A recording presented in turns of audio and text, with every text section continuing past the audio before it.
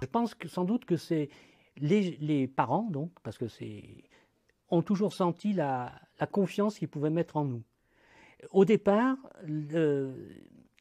j'ai bien dit, hein, c'était gérer un bon père de famille. Alors aujourd'hui, bon, forcément, c'est une société, bon, les budgets, tout ça. Mais dans le fort intérieur de ceux qui ont débuté Nacelle, cette gestion d'enseignants, de père de famille, de bons pères de famille, elle est restée. Alors bien sûr, il fallait mettre une compta en place et tout ce qui va autour. Quand on affrète un 747, et plusieurs même, hein, vous imaginez la facture. Donc là, c'est important quand même d'avoir des comptables qui font le travail convenablement.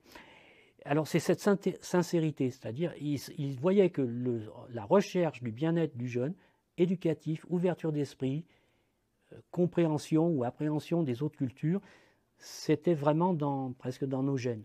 On a fait des erreurs, hein. Et puis, il y a eu des mauvaises familles, il y a eu des mauvais élèves. On ne peut pas dire, je ne vais pas non plus faire un tableau à 100% parfait, mais à 98% très bien, oui. Et je pense que les gens, les parents, sentent cela, ils l'ont toujours senti, puis se le sont transmis. Et je crois que je vous ai dit, à Paris, dans une réunion, il y avait 3 générations. Les gens s'en amusaient, on demandait qui était ancien. Alors, moi, c'était les élèves que je voulais. Ils levaient la main, mais la maman qui était à côté levait la main. Elle était partie.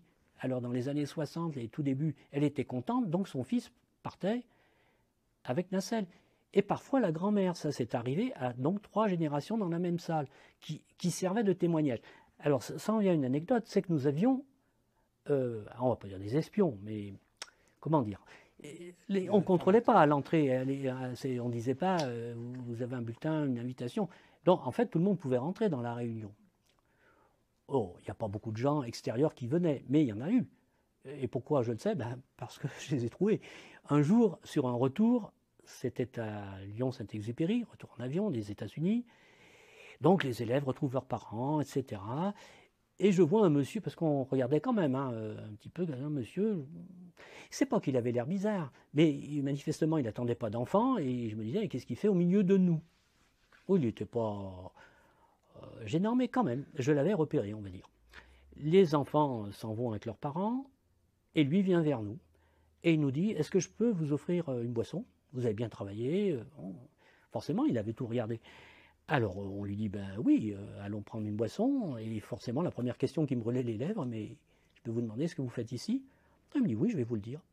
Alors il me dit, vous savez, tous ces catalogues, hein, vous pouvez bien mettre n'importe quoi, de toute façon tout le monde n'est pareil.